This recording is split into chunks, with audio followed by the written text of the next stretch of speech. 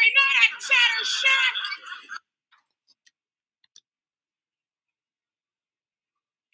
I don't know about you, but Miss Hushbaum is not the type of librarian that I would like to be. Today we're going to look at literacy activities that you can incorporate into your library to make it a much more inviting place. Today we will look at book talks, audiobooks, reading responses, literature circles, interactive displays, and journaling.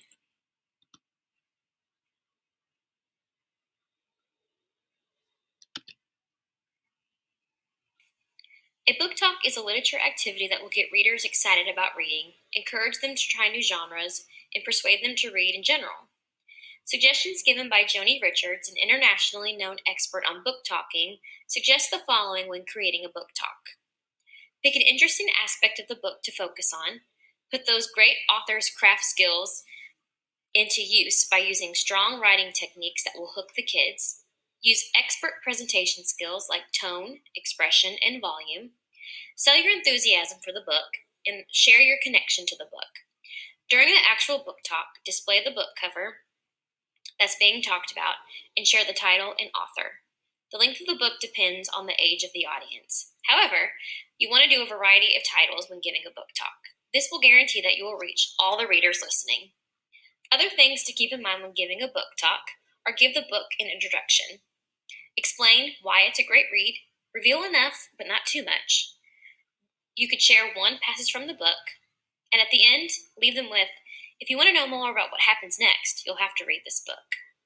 When selecting a text for a book talk, pick a book that has a plot that is relatable to the audience or a book with a very strong character.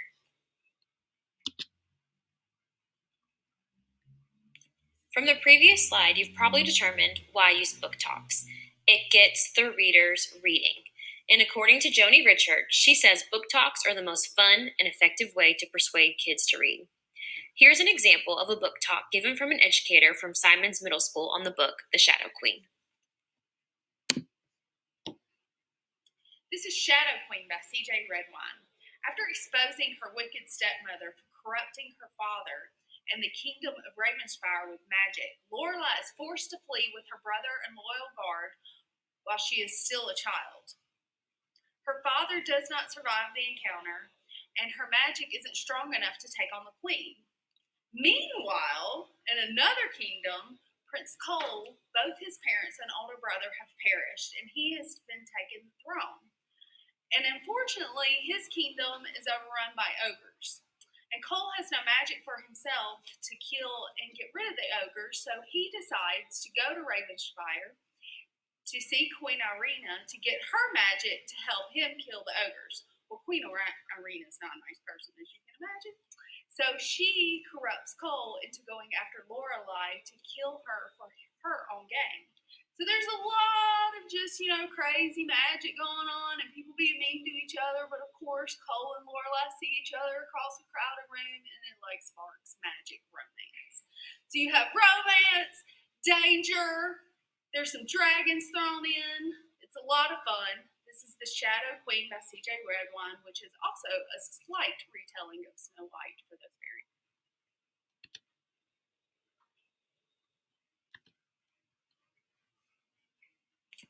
An audiobook is a recording of a fluent reader reading a book aloud, and this is great for all ages. Because the book is read aloud by a fluent reader, readers will see things and hear things like voice, background sounds, music, and expressive reading. These elements create mood, suspense, and a great connection to the character.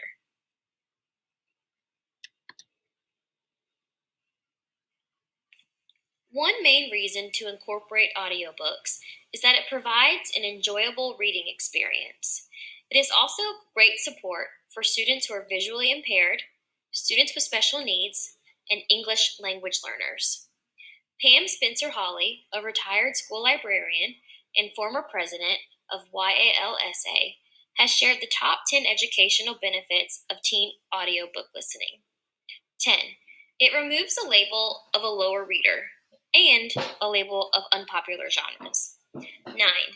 Increases vocabulary skills. 8. Improves speaking and writing skills. 7. Introduces storytelling. 6. Encourages students to make mental images while reading, which triggers their imagination and deepens their comprehension. 5. Improves listening skills. 4. Makes chores and unfavored tasks more tolerable. 3. Keeps teens informed of popular books. 2. Improves their ability to multitask. 1. Lifelong learners listen, which is exactly what readers do with audiobooks. She also presents the top 10 reasons why teens really listen to audiobooks. 10. Listening is easier than reading. 9. Listening is faster than reading. 8. You can do other things while reading. 7. It's safer to listen and drive than read and drive. 6. The narrator makes the book more interesting. 5. It's easier to understand the book. 4. Different voices help the concentration level. 3. It can be a shared experience with the group. 2. It removes the embarrassment of having to read aloud in class. 1. Which is my personal favorite. You can pretend not to hear your parents. If you're interested on ways to incorporate audiobooks, Pam gives you 10 tips. 1. Make sure there is a wide selection of audiobooks. 2. Have listening equipment available and ready in the library. 3. Subscribe to online resources that provide read to me options. 4. Have a place for shared listening. 5. Allow audiobooks to be an acceptable option for reading assignments. 6. Highlight narrators on displays that have audiobooks. 7. Build the audio collection with award-winning audiobooks. 8. Share reviews of audiobooks. 9. Share audiobooks that will support background knowledge for class topics like history and science. 10. Be an example. Be seen listening to audiobooks in settings that students will see.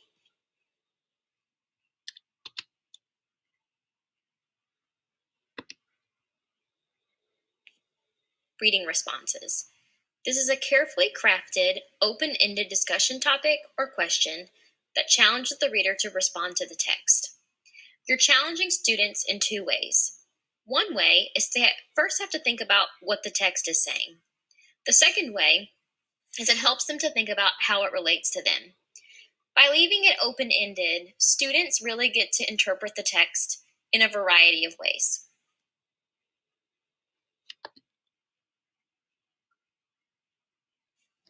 Why reading responses? It challenges the reader to really think while reading, instead of just picking up the words off the page. When it's tied to a class discussion or a shared discussion, it can make for a very deep analysis and understanding of the text.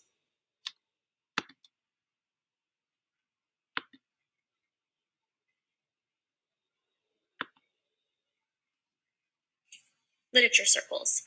This is a small group discussion over a good fit book. The teacher selects text options for the students, and the students narrow it down to a book that they would like to read. Discussions are led by the students, and the teacher is the observer. They are the facilitator when they need to step in and help guide the conversations.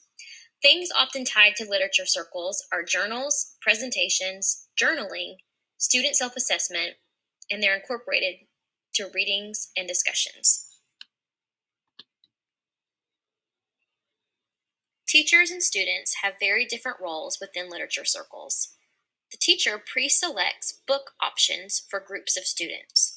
They also group the students carefully based on gender, reading ability, and other factors.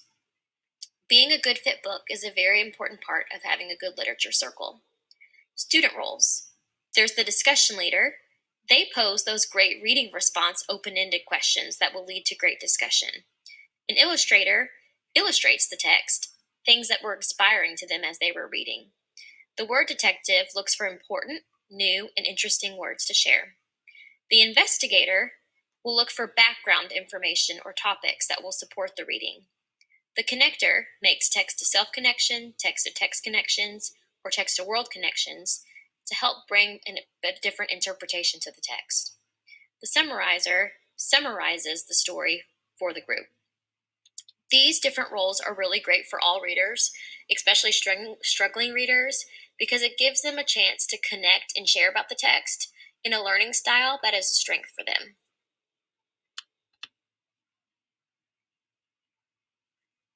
Why literature circles? It gives all students an opportunity to interact with the text in a learning style that fits them the best. You might have a struggling reader who's never enjoyed reading, but when given the opportunity to be an illustrator, it gives them a connection to the text that's a good one. It also gives students an opportunity to use 21st century skills and real world skills like collaboration, planning, and time management. That's because the teacher will give the end date for when the book needs to be finished, and it's up to the group to decide how much they're going to read and when they're going to read it.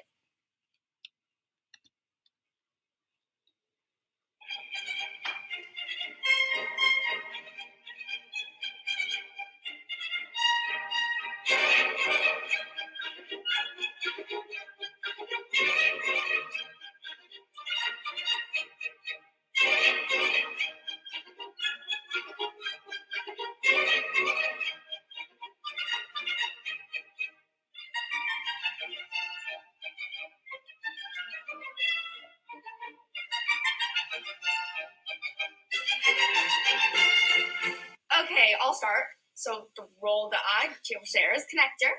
Okay, I can connect the relationship of Darcy and Elizabeth to the relationship of Emily and George in our town because they both actually get to know each other before they fall in love. I love that. Thanks. Okay, next I can connect the way that Lydia acts to the stereotypical teenage girl who is silly and has fallen in love. Lastly, I can connect the father-daughter relationship that Elizabeth and Mr. Benedict have to the relationship of me and my dad.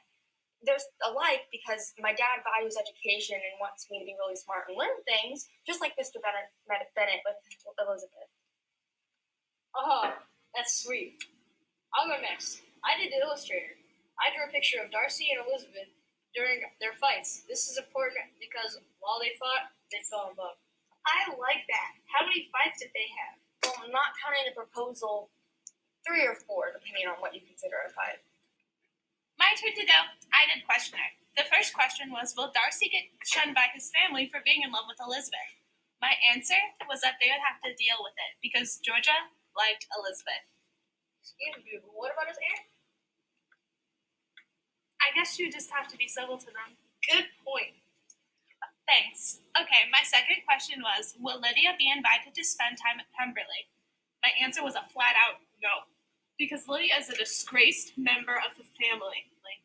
My prediction was that Kitty will get a respectable husband too.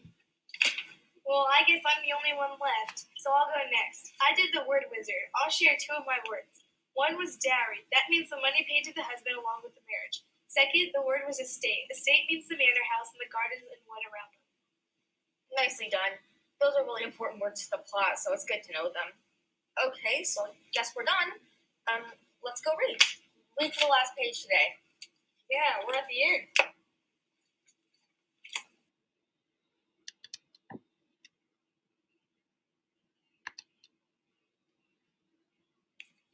Journaling is a lot like a reading response, however, it's completely done in writing, and it's completed all throughout the reading process. It's often tied to literature circles because it can be used as an assessment tool for teachers so they can see the student's interpretation all throughout the reading. It also gives students an opportunity to share their response to the text. Why journaling? The teacher gains a great understanding of the student's connections and interpretation of the reading. Introverted students have a chance to have a really strong voice because sometimes in literature circle, an introverted student might not participate as much. Readers also learn how to organize their ideas. It's open-ended, so they can use story maps, webs, maps, or any other organizational tool that really works for them.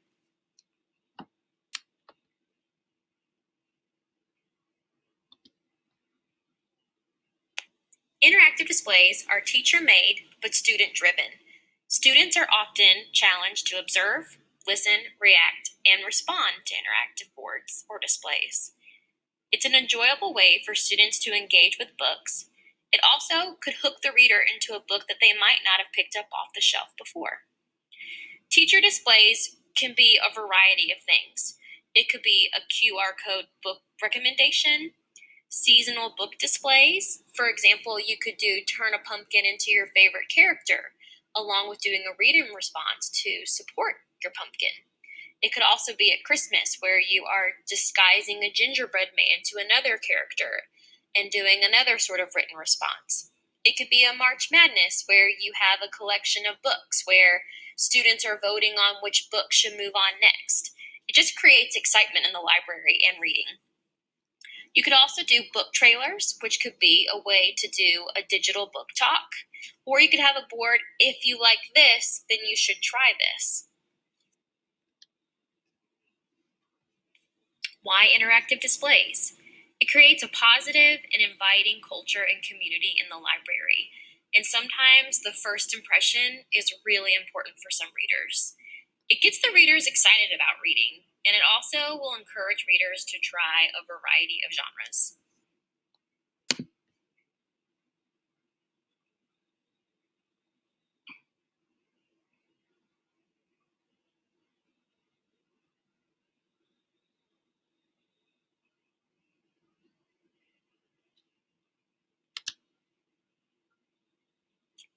I hope that you have gained some new tools for your educator toolbox.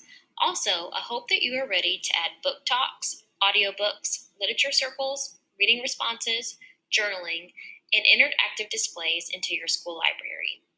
Each of these activities encourage readers to read and make reading an enjoyable, memorable experience.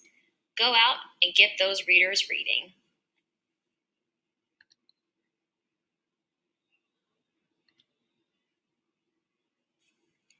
Pick one of the following activities below to complete for your follow-up activity. This activity will be completed on a Flipgrid discussion board, which you'll see more information on the next slide. Further directions can be found at the bit.ly or by scanning the QR code. Here are the 4 options that you have. 1. Create and respond to a reading response question that goes along with your favorite young adult novel. 2. Explain an interactive display you would incorporate into your library and describe the purpose and how it will be managed. 3. Create a book talk on your favorite young adult book. 4. Using your favorite young adult book, answer this journal question. What was your biggest takeaway from this book?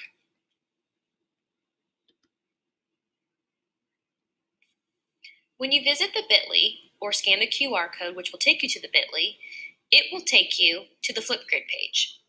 When you go to Flipgrid, the first thing you'll do is you'll log in using your Google account or Microsoft account. Then you'll push the green plus sign and start your recording.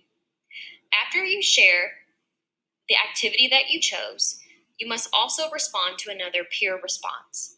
Remember, this is like a digital conversation. So you could say, I agree with you because, I like how could you?